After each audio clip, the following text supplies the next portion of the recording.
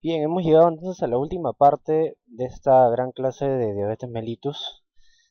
Revisaremos ahora las complicaciones crónicas ya de años de enfermedad y de mal control del metabolismo glicémico, sobre todo de las glicemias. Esto lleva a sobre todo daño vascular, ¿no? Y tenemos complicaciones vasculares, que es importante conocer que se dividen en dos, en microangiopáticas y en macroangiopáticas. Las microangiopáticas son la retinopatía, la nefropatía y la neuropatía, mientras que las macroangiopáticas son la enfermedad arterial coronaria, la enfermedad arterial periférica y la enfermedad cerebrovascular. Las macroangiopáticas están relacionadas sobre todo al estado de dislipidemia y al estado de proaterogénesis acelerado que encontramos en la diabetes, hemos ya hablado en los videos anteriores. Y las complicaciones no vasculares son la gastroparesia o enteropatía, disfunción sexual, algunas dermatopatías específicas de la diabetes mellitus, y el pie diabético, que es una combinación de la neuropatía con la isquemia, sobre todo en la enfermedad arterial periférica, y también entre la microangiopatía a nivel de la neuropatía diabética. Entonces el pie diabético es una mezcla de complicaciones micro y macroangiopáticas. Entonces, a nivel de las microangiopatía podemos tener infartos vasculares cerebrales pequeños o algunas incluso hemorragias cerebrales extensas, sobre todo si está relacionado a hipertensión arterial. En nivel del ocular tenemos la retinopatía diabética, que es sobre todo la principal causa de ceguera. Cataratas y glaucoma son otras complicaciones que son más frecuentes en el paciente diabético. El infarto de miocardio causa de mortalidad. La aterosclerosis acelerada, la glomerulosclerosis diabética junto con la arteriosclerosis y pielonefritis llevan a que la diabetes sea la principal causa de insuficiencia renal crónica. La neuropatía periférica, sobre todo somatosensitiva y también motora, y la neuropatía autonómica que lleva disregulaciones en la presión arterial, puede llevar hipotensión ortostática, a vejiga neurogénica, a gastroparesia diabética o incluso a diarrea, estreñimiento. A nivel de lo que es la enfermedad arterial periférica, tenemos aterosclerosis vascular. Ello causa gangrena, que si se suma infección, probablemente sea causa de amputación de un miembro, sobre todo miembros inferiores. También se puede dar en miembros superiores. Entonces, hablamos un poco de la circulación y diabetes. Existen tres factores que van a determinar el flujo sanguíneo, es el radio del vaso, la presión de perfusión y la viscosidad de la sangre. Entonces, en la diabetes, ¿qué va a haber? Va a haber menor deformabilidad eritrocitaria, incremento de la agregación plaquetaria, mayor adhesividad entre eritrocitos, aumento del shear stress, que es una presión de deslizamiento sobre el endotelio vascular, engrosamiento de la membrana basal, sobre todo glomerular a nivel renal, y aumento de su permeabilidad, lo que lleva a algunas alteraciones como la filtración de proteínas que acompaña a la insuficiencia renal y a la nefropatía diabética. Entonces esto lleva a degradación de la circulación a nivel sobre todo de la viscosidad sanguínea. Entonces la hiperglicemia y oxidación nos lleva a que el incremento de glucosa intracelular nos va a desviar el metabolismo de la glucosa en cuatro vías. La vía de los productos finales de glicosilación avanzada, o AGEs, que nos van a incrementar factores proinflamatorios como el factor nuclear kappa beta, y va a haber fosforilación de ciertas proteínas, lo que llevará al desarrollo de radicales libres de oxígeno. La vía del sorbitol, que nos disminuye el mioinositol y el fosfatidilinositol y nos depleta la NADPH oxidasa, que es un barrendero normal de radicales libres, entonces también van a incrementar más los radicales libres de oxígeno. La vía del diacilglicerol, que incrementa el calcio intracelular, disminuye el óxido nítrico, aumenta la endotelina y el factor derivado del endotelio, que son factores vasoconstrictores, entonces alterando más el flujo sanguíneo. También nos incrementa el factor nuclear kappa beta y el inhibidor de plasminógeno tisular, teniendo un estado entonces proinflamatorio y procoagulante. Y la vía de las hexosaminas, a través de la fructosa 6-fosfato, esta vía sobre todo promueve el depósito de matriz extracelular a través del factor de crecimiento transformante beta. Esto es importante sobre todo en lo que es la nefropatía diabética, cuando existe depósito de matriz extracelular en la matriz mesangial renal. Las cuatro vías a su vez nos incrementan los radicales libres de oxígeno, entonces es el estrés oxidativo en la célula al final lo que lleva a su disfunción. Entonces, los radicales libres de oxígeno se generan durante la fosforilación oxidativa mitocondrial y pequeñas cantidades por la vía de la NADPH oxidasa. Ahí tenemos la reacción, 2 oxígeno más NADPH nos forman 2 oxígeno aniónico, ¿no?, más NADPH más hidrógeno. Entonces estas son las vías mediante las cuales se forman algunos radicales libres de oxígeno como el óxido nítrico, el ion superóxido y los peroxinitritos, que son dañinos para la célula. Entonces el daño microvascular mediado por hiperglicemia intracelular va a ser a través de estas 4 vías de las cuales se va a desviar la glucosa en su metabolismo debido a la inhibición de la enzima que convierte gliceraldehído 3-fosfato a 1,3-difosfoglicerato de la glucólisis.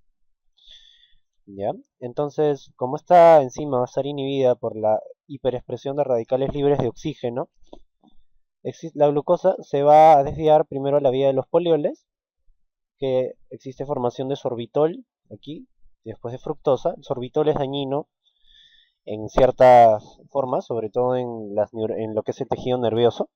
Está muy ligado a la neuropatía diabética. Y también la producción de sorbitol nos gasta el glutatión. El glutatión normalmente es un barrendero de radicales libres, lo que aumenta más los radicales libres. Después la vía de las exosaminas nos produce a partir de la fructosa 6-fosfato, glucosamina 6-fosfato y UDP glucosamina. Pues la vía del diacilglicerol que nos activa proteína quinasa C, y la vía de los productos finales de glicosilación avanzada, que son proteínas glicosiladas mal funcionantes en la célula. Por ejemplo, una de ellas es la hemoglobina glicosilada. Entonces, los productos finales de glicosilación avanzada, con hiperglicemia hay una reacción no enzimática con los grupos amino de las proteínas. Ahí se forma una base de Shift, y después de la base de Shift se va a formar una proteína estable o proteína de glicosilación temprana, que es el producto de Amadori. La base de Shift es muy inestable.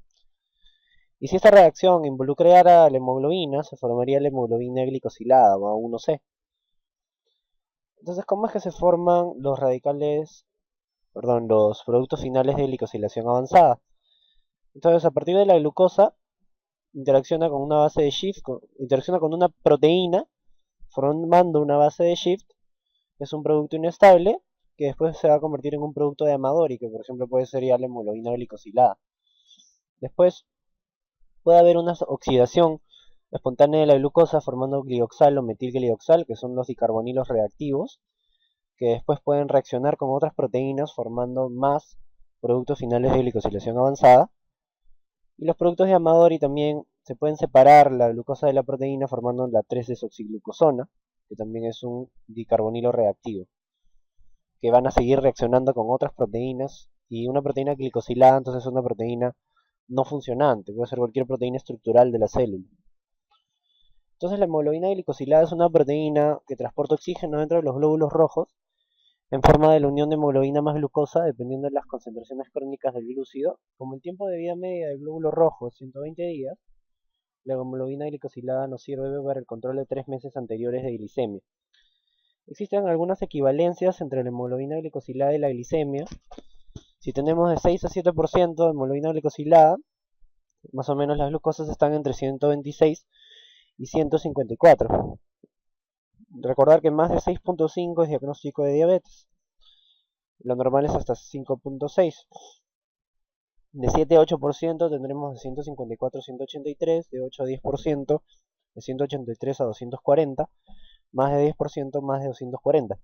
Si nosotros encontramos alguno de estos porcentajes, quiere decir que las glicemias de este paciente han variado entre los valores que se ven en la pantalla en los 3 meses anteriores, ¿no? Y, por ejemplo, si el paciente viene a la consulta con una glicemia normal, pero encontramos 10% de hemoglobina glicosilada, quiere decir que solamente se ha estado cuidando en las últimas semanas, o probablemente en los últimos días, nada más, y no durante el tiempo como debería ser.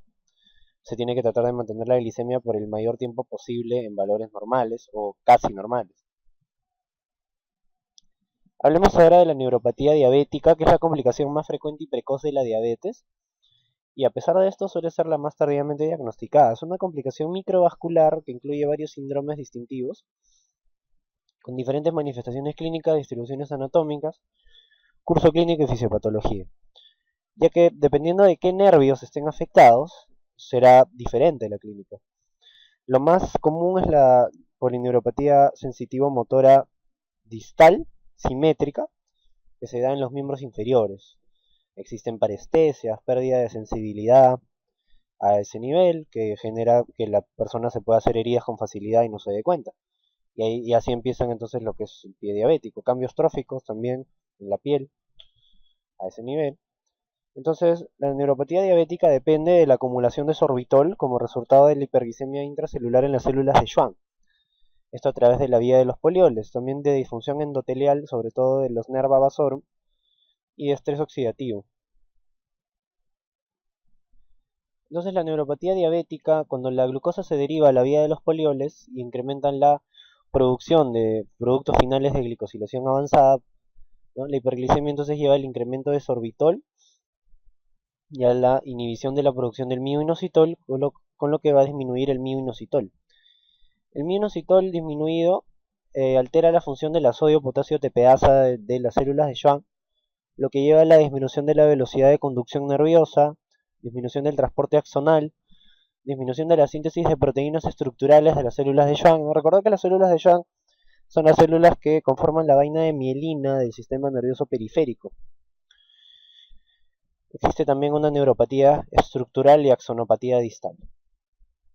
Entonces acá lo vemos, la hiperglicemia nos lleva al incremento de glucosa, de fructosa, lo que nos lleva a la desviación a la vía del sorbitol, la disminución del mioinositol, lo que va a disminuir la función de la ATPasa sodio-potasio, nos disminuimos la velocidad de conducción nerviosa. Y después tenemos también que hay un incremento de la resistencia vascular endoneuronal por patología capilar de los vasos que irrigan a los nervios. Existe hipoxia endoneuronal, entonces existe una disminución del flujo sanguíneo en los nervios, disminución del transporte axonal y de la síntesis de mielina. A su vez existe glicosilación no enzimática de algunas proteínas estructurales de los nervios. Al final nos lleva a esto, a atrofia axonal, entonces a disfunción del sistema nervioso periférico. Y dentro de la clínica de la neuropatía diabética existen en realidad un montón de formas clínicas de la neuropatía diabética, muchas más de las que estamos viendo acá. Pero las más importantes, que son las que vamos a mencionar acá, son la polineuropatía diabética difusa, que es la que les decía, la polineuropatía diabética sensitivo, motora, simétrica y distal. ¿Qué quiere decir esto? Es una neuropatía sensitiva, o sea, afecta a los nervios sensitivos, motora, también afecta al movimiento, simétrica, que es decir, se da en ambos miembros inferiores, sobre todo, y distal, sobre todo se da a nivel de los pies, más o menos, hasta un poco más arriba. También tenemos la neuropatía autonómica, que por disfunción del sistema nervioso simpático-parasimpático podría llevar a ortostatismo, gastroparesia diabética y a cuadros de diarrea crónica incluso. Y la neuropatía diabética focal puede haber una mononeuropatía, que sobre todo es común la alteración del tercer par craneal, o una mononeuropatía múltiple cuando hay alteración de algún plexo, como el plexo braquial o el plexo lumbosacro. Otra de las complicaciones importantes a revisar es la retinopatía diabética, que es una complicación vascular muy específica de la diabetes tipo 1 y 2. La prevalencia está muy relacionada con la duración de la diabetes. La retinopatía diabética es la causa más frecuente de nuevos casos de ceguera en los adultos de 20 a 74 años. Recordar que no solamente la retinopatía diabética es la única alteración ocular que puede ocurrir en la diabetes, también ocurre glaucoma, cataratas y otros trastornos del ojo, con mayor frecuencia y más temprano en las personas con diabetes. Entonces la retinopatía diabética tenemos de dos tipos, la proliferativa y la no proliferativa. Se dice que es una evolución, primero de no proliferativa a proliferativa. La proliferativa es más severa y implica proliferación de nuevos vasos sanguíneos que pueden tapar el nervio óptico y llevar a ceguera permanente. Habrá hemorragias a nivel de los vasos retinianos y la formación de algunos microaneurismas, edema macular. ¿No? Y se puede clasificar según la severidad en no retinopatía, retinopatía no proliferativa leve, no proliferativa moderada. Acá hay microaneurismas, Acá hay más que microaneurismas, pero menos hallazgos que la severa. En la severa, más de 20 hemorragias en cada cuadrante. En la retinopatía proliferativa ya tenemos neovasos o hemorragia vítrea o prerretiniana. Y también tenemos según la severidad si hay edema macular ausente o edema macular presente. Y el edema macular puede ser leve, moderado a severo. Entonces acá vemos un poco el deterioro visual de la diabetes mellitus. Siempre a los pacientes con diabetes hay que preguntarles cómo está su visión. Tenemos que empiezan a ver escotomas, que son estas manchas negras que se ven, que podría ver así una persona diabética con retinopatía. Siempre hay que preguntar acerca de la visión, si es que se está deteriorando o no. Y esto también porque investigar la función renal, porque la retinopatía y la nefropatía diabética están estrechamente relacionadas. Si una se da, también la otra probablemente. Esta es una retinopatía diabética no proliferativa. Estamos viendo algunas hemorragias a este nivel y algún grado de edema macular. Mientras que la proliferativa, acá ya vemos gran cantidad de hemorragias y proliferación de vasos sanguíneos por inducción de citoquinas que generan esta neovascularización. Bien, nos falta ver nefropatía diabética, es otra de las complicaciones. Recordar que la diabetes es la causa más frecuente de enfermedad renal crónica estadio 5, es decir, terminal, que requiera terapia de reemplazo renal o hemodiálisis, ¿no? Es el 50% de los casos, dependen de la diabetes mellitus, el 27% hipertensión, otros 10% y la glomerulonefritis, un 13%, y eso ha ido aumentando con los años. Eh, bien, entonces, y la mortalidad incrementa mediante se va deteriorando la función renal. Si tenemos desde normoalbuminuria, microalbuminuria, macroalbuminuria y enfermedad renal crónica establecida, la mortalidad se incrementa hasta 20 veces cuando ya tenemos la enfermedad renal crónica establecida. Es la causa principal de ERC en pacientes que inician terapia de reemplazo renal asociado a un incremento de mortalidad cardiovascular y se desarrolla aproximadamente en el 40% de los pacientes diabéticos. La definimos como una proteinuria mayor o igual a 500 en 24 horas. Eso ya se dice que es una nefropatía franca clínica, proteinuria o macroalbuminuria. Entonces, ¿qué cambios fisiopatológicos? Acá hay hiperfiltración y microalbuminuria, es decir, filtración de la albúmina, porque va a haber un exceso de depósito de matriz extracelular con engrosamiento de la membrana basal glomerular e incremento de la matriz mesangial. Esto va a progresar a una glomeruloesclerosis y a fibrosis túbulo-intersticial, lo que va a llevar a un deterioro de las barreras de filtración y también habrá alguna patología también podocitaria, ¿no? Entonces toda la membrana basal glomerular y la barrera de filtración renal se ve alterada. El 30% de individuos con diabetes tipo 1 desarrollan nefropatía diabética, el 10% con diabetes tipo 2, 90% de pacientes con nefropatía establecida también tienen retinopatía, o sea, habrá que estudiar siempre eso. En el nivel de la histología encontramos áreas de expansión mesangial extrema que son conocidas como nódulos de Kimmelsfeld-Wilson en un 40-50% de pacientes que desarrollan proteinuria. Y tenemos 5 estadios en la nefropatía diabética. En el estadio 1 hay un estado de hiperfiltración glomerular, empieza incluso a disminuir la creatinina a menos de los valores normales y en realidad es difícil el diagnóstico en el estadio 1. En el estadio 2 tenemos una eliminación intermitente de albúmina en orina, sobre todo en el ejercicio. Se dice que es una nefropatía silente. Estadio 3 es microalbuminuria, 30 miligramos por 24 horas más o menos. 4 ya es macroalbuminuria y 5 ya es una insuficiencia renal terminal. Entonces, ello está ligado sobre todo a la disfunción endotelial, que se dice que es el riesgo de los factores de riesgo. Entonces, miren, entre muchos de los factores de riesgo para disfunción endotelial, una de ellas es diabetes, otro es tabaco, hipertensión arterial, hiperinsulinemia, síndrome metabólico, alguna predisposición genética o otros factores no tradicionales o desconocidos. La disfunción endotelial nos lleva a una lesión vascular y remodelamiento y el aumento de permeabilidad de la membrana basal glomerular, que va a permitir el paso transvascular de albúmina y de lipoproteínas, ¿no? Lo que ellos llevan microalbuminuria. Hay citocinas preinflamatorias, vasoconstricción e hipertensión arterial, así como trombosis. Entonces la difusión endotelial es la clave para el desarrollo de la nefropatía diabética. Y según los grados de proteinuria en la diabetes mellitus, ya cuando tenemos microalbuminuria, le decimos una nefropatía diabética incipiente, más o menos 30 miligramos en 24 horas. Ya cuando decimos que es una nefropatía diabética establecida, ya hay macroalbuminuria, perdón, que son de 300 miligramos en 24 horas. E incluso ya cuando es insuficiencia renal terminal podemos llegar al rango nefrótico, ¿no? 3,5 gramos en 24 horas de pérdida de proteínas. Entonces la microalbuminuria es el escape transcapilar de albúmina, la injuria endotelial y el incremento de la permeabilidad a los lípidos nos puede llevar al desarrollo de arteriosclerosis. La albúmina glicosilada va a actuar a su vez como una molécula antigénica asociada a formación de radicales libres de oxígeno. Esto genera daño a nivel de las células epiteliales de la membrana basal glomerular y también de lo que es la matriz mesangial, dañando aún más la barrera de filtración. Entonces tenemos alteraciones de tipo metabólica y de tipo hemodinámica. En la de tipo metabólica tendremos activación de la vía de la proteína quinasa C, producción de los productos finales de glicosilación avanzada, lo que nos lleva a un incremento de la matriz extracelular.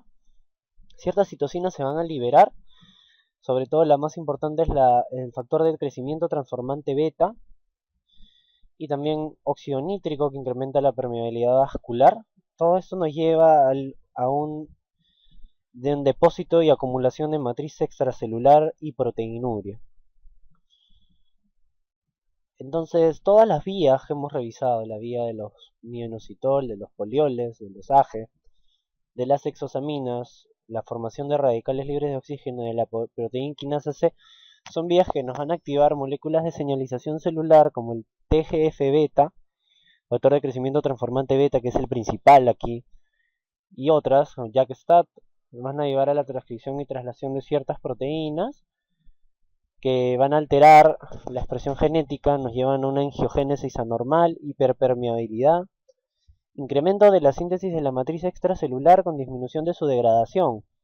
Entonces eso genera que se deposite matriz extracelular y un flujo sanguíneo normal. Entonces la difusión celular y el daño mediado por radicales libres de oxígeno nos llevan a la nefropatía diabética como tal. Entonces las vías toditas, exosamina, PKC, diacilglicerol, los AGE, los radicales libres de oxígeno, nos forman una hiperexpresión de factor de crecimiento transformante beta, que es la principal citoxina implicada en la fisiopatología del depósito de matriz extracelular en la nefropatía diabética. Va a hacer que se incremente la producción de colágenos de alto peso molecular, como el 1 y el 3, y disminuye el del 4, y disminuye la degradación. Entonces, con todo eso incrementa la matriz extracelular. Y se empiezan a esclerosar los glomérulos.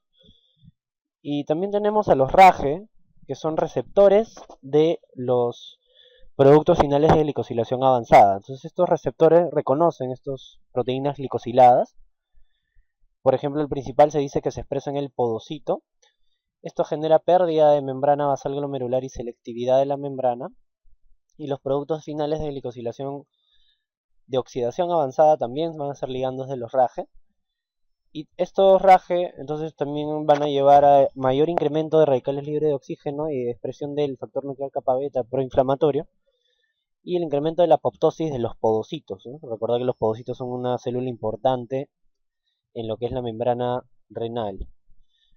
Entonces aquí vemos que la hiperglicemia nos lleva a la activación de todas las vías, a la degradación, a la producción de radicales libres de oxígeno, ¿no? Entonces el reconocimiento de los AGE a través de los RAGE que tiene el podocito y también de los productos avanzados de oxidación. Ahí existe apoptosis del podocito, producción de mayor radicales libres, producción del NFK-beta, es un factor proinflamatorio que nos va a activar ciertas proteínas como la CCL2, la hiperlipidemia a su vez también, la albúmina glicosilada, recordar que actúa como un antígeno que lleva mayor degradación de la membrana basal renal, la integrina alfa 3 beta 1 va a estar disminuida, con lo que disminuye la adhesión del podocito al endotelio. También la nefrina va a estar alterada. y la viscosidad, rigidez eritrocitaria llevan a una hipertensión microvascular a nivel de los vasos renales. Todo esto va a llevar entonces a que haya un depósito de matriz mesangial, microalbuminuria y progresión de la enfermedad renal crónica en nivel de la nefropatía diabética. Entonces, la nefropatía diabética y la podocitopatía. El podocito es dañado por los radicales libres de oxígeno, por los productos finales de glicosilación avanzada, por la disminución de la adiponectina, ¿no? Entonces existe apoptosis y también que el podocito se va a salir de su lugar, ¿no? Por la disminución de la integrina alfa 3 beta 1 sobre todo. Nos lleva a albuminuria, ¿no? La albuminuria se puede tratar con IECAS o con inhibidores de la prorrenina o agonistas PPAR gamma, ¿no? Esto nos va a llevar a la progresión de la nefropatía diabética o de la nefropatía diabética y posteriormente la enfermedad renal crónica. Bien, terminamos con nefropatía diabética y para terminar solamente hablemos un poco de la fisiopatología del pie diabético. El pie diabético hemos dicho que es una mezcla de una angiopatía con una neuropatía, ¿no? La angiopatía a nivel de la microangiopatía va a haber trombosis y oclusión de pequeños vasos, sobre todo las heridas van a empezar a nivel de los dedos, por ejemplo, que al final pueden terminar siendo una gangrena extensa. La macroangiopatía será oclusión de arterias más grandes, ¿no? Que podrán llevar a una gangrena limitada en una región del pie o en todo el pie, y a lesiones cutáneas atróficas que pueden llevar a ulceración de tipo venosa o arterial. Esto también se puede infectar. La neuropatía de tipo autonómica nos lleva a anhidrosis, es decir, no hay buena producción de sebo ni de sudor. Esto hace que la piel sea seca y se pueda fisurar rápidamente y se puede infectar rápidamente. La neuropatía sensitiva puede llevar que con un trauma, como la persona no siente, pierde sensibilidad a nivel de los pies, que es una de las cosas que primero pasan en la diabetes, es una de las alteraciones más precoces, lleva a las ulceraciones y existe también una osteopatía que deforma el pie, dejándonos lo que es el pie de Charcot, y así como la atrofia muscular por la neuropatía motora, que también no permite el correcto movimiento, también lleva a mayor deformación del pie, y un pie deforme se puede ulcerar con mayor facilidad. Bien, entonces esto ha sido todo por esta clase de 5 partes. Muchas gracias por su atención prestada, espero que haya podido serles de utilidad conocer esta enfermedad tan importante para cualquier persona que esté en el ámbito de las ciencias de la salud.